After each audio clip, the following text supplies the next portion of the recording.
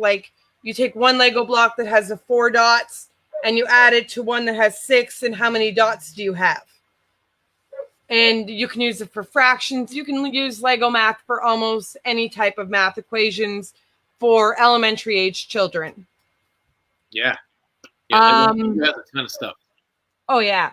Now, Angela King says that it's looking like Arizona won't start back until August. Oh, man. So we do have a question for you, Matt, that came up in the last show, and I've been meaning to ask you.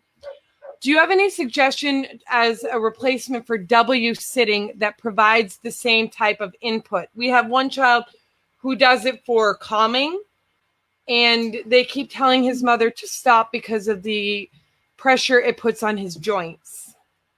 Well, so W sitting generally, I mean, I don't think I've ever heard it put as though they do it for input. Maybe that's the case. It's more that it's lack of core strength and lack of body awareness and weight shift and all that. So that having a wider base where they W sit, then it's less taxing on their core. So that's just an indicator to me that there's less core strength. We have asked him. I've talked to the mother quite frequently, and he'll tell you he does it because he likes the way it feels in his body. So maybe it's putting some stress on the angles of the joints, and he likes the way that feels. So okay, so if that's the case, giving him input, jumping, climbing, heavy, joint compression stuff is what he's looking for, probably, right? So doing stuff like that, heavy work, being active, climbing, swinging from a trapeze, stuff like that, or maybe upside down, where their legs are over the bar, like that, something like that, where he's feeling that in his knees or hips. Also, just doing core strengthening activities, so crawling. If they're into fitness, you can just do kind of core strengthening activities, planks and sit-ups don't really work on core, but that kind of stuff. You can Google core fitness. Transferring from a swing to another swing, climbing, those kinds of things. Strengthening the core is help with that. Now, my son, Willie, he's a W sitter, and he's old enough to where I can cue him. He calls it an N sit, is when you sit on your knees like you're supposed to. So I just say, Willie, N sit, and it's just a reminder. And then because after a while it's habit forming, so it's just becomes a habit, and it's just the way it happens. So whether or not they have strong core after a while, they still might have that habit of sitting in a W sit. So if they're old enough, you can just talk to them about it. Hey, it's bad for your joints. Sit like this, and then cue them that way. And then maybe you can set up a reward system or whatever, something like that. Yeah. So strengthening core, giving them input, heavy work, climbing, jumping, smashing, that kind of stuff, and then talking to them about it. Now we have a bit of a complicated dual part question for you, Matt. The child is blind, nonverbal, and autistic, and 6 months old. She has a lot of questions, but one of them is how to motivate him. Jeanette, I'm not quite sure motivate him in which way. If you could give me some more information so that Matt and I can brainstorm. Because at that age, they're still learning their body in space. Yes, they're learning to sit up. 6 months? It says 6 months. Oh, yes, that's why I'm asking for further. Jeanette, message me after the show, and I'll probably pop into a group chat with you, me, and Matt, so that we can, because at 6 months old, I have more concerns than motivating the child. And I know Matt, it's going through Matt's head right now, a 6-month-old. And because at that age, they should still be learning on or working on rolling, working on trying to get up on their hands and knees to crawl. I mean, I have a 6-month-old niece. That's what we're going through with her. Working with babies is kind of its own specific thing. If you have an OT you can speak to about that, and if maybe the kid isn't moving or meeting those milestones at 6 months. 6 months is pretty young. And that's why I'm wondering if it is 6 years old, because the autism diagnosis doesn't generally come at 6 months. So let's talk about what we would do with a 6-year-old in this situation, Matt, because I think that's more relatable. Sure. Blind and deaf and motor. Blind and nonverbal. Sorry, nonverbal. Pardon me. I guess it depends. You know, I always go back to just tactile. A lot of tactile work. Yeah, I mean, using kind of the big three: tactile input, proprioception, and vestibular. Meaning like lots of deep squeezes, swinging with them, playing with different kinds of textures, and seeing how they respond, and really just doing your best to kind of use their body, pushing, crawling.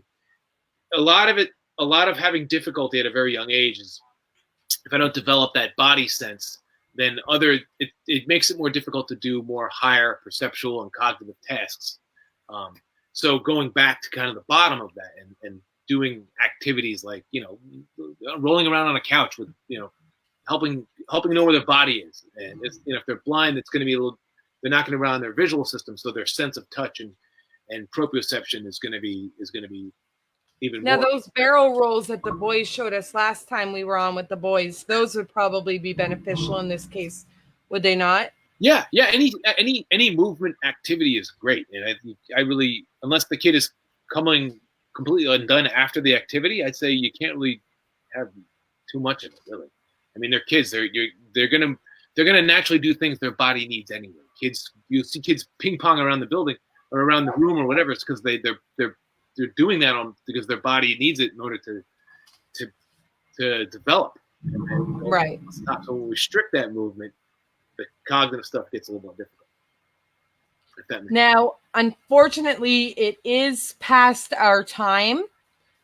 Next week, Matt, you'll be with us again, and we'll kind of get a little bit more in depth on all of this and work out some more to help you guys during this difficult time. As you can see, I'm struggling, Matt's struggling.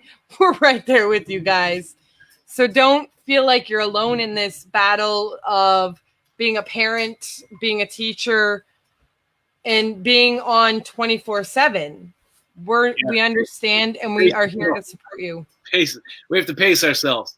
When this happened, I had the idea of I would put a lot of stuff online. I would have some time to kind of help parents and give them some strategies. I've maybe put 5 things up. I haven't had, just you don't have the time. On top of that, though, if you go to my Facebook, Sensory Fitness Tacoma Facebook, I have been putting some kind of academic strategies that you can use, incorporating movement into learning and that kind of stuff on there. And hopefully I can put some more activities and stuff on there. I'm trying to. Yeah, we will try and link to his Facebook page, folks, but it is Sensory Fitness Tacoma on Facebook. And he does, Matt, like you were saying, you have videos on there. You don't have as many as you'd like, and you are adding as you can. I'm trying to make it like this situation specific as I can, as well as I'm coming up producing some videos very soon on kind of sensory strategies at home and understanding sensory processing as well. So I'll keep you posted if you go to my website, sensoryfitness.org, as well as my Facebook or my Instagram. I'll be putting notices when those are coming out soon. I want to thank all of you for joining us. And remember, we do have that free ebook that we are offering as a social story to help you explain this difficult time to your children. All you have to do is simply type the word prepare into the group chat now, and we will send you the ebook after the show. Matt, thank you for joining us. Thank you. Great to be here. And I want to thank all of you for joining us today. To get notifications to watch us live, type 5 in our chat now. Also, don't forget, we do have our parent support group. Please, folks, during this difficult time, utilize our parent support group. You're not alone. We don't want you to feel like you're alone because you're not. As you can see, Matt and I are both dealing with different aspects of it, but we're dealing with it as well. So join our Facebook support group. We will give you all the support you need. I want to hope you guys have a great week. We will be posting different resources on the Lackey Kid page and in group. Things like I was talking about earlier, the San Diego Zoo. I'll post the link to that later so that your kids can go on their virtual tour. There's my personal Facebook page. I have so many different things. I have read a book or have your child listen to a book being read from a NASA astronaut in space. Tonight we're going to try that one. Can I add one thing? Yep. If you're one of those parents that's a go-getter, and I know teachers are struggling really hard to probably get stuff to you as fast as they can, and they're under a lot of stress as well. But you can just go to Common Core. You can Google. I don't know the website, but if you National Common Core Standards, and it gives you the standards for each age and subject, and you can click on that, and you can see the standards that the kids should be meeting at that grade level, and you can make up your own stuff if you have the time and you have the ability to do that. That's a good way to do it. It's Common Core Standards. You can Google the website. My husband just told me something interesting. Georgia Aquarium, look it up online. They actually, because they are close to the public, they have decided to let the penguins loose. So the penguins are exploring the zoo. That's awesome. So if your kids love animals, I think that's a really fun way. I think I'm going to go check that out when we're done. I'll totally check it out. I think that would be really fun to look at the penguins' reactions to the different animals. Hope they don't go near the tiger. I mean, I can't wait to see the penguins watch the fish swim by, thinking, "Oh, my lunch." Yeah. What is it again? I need to check that out. It was the Georgia Aquarium. Georgia Aquarium.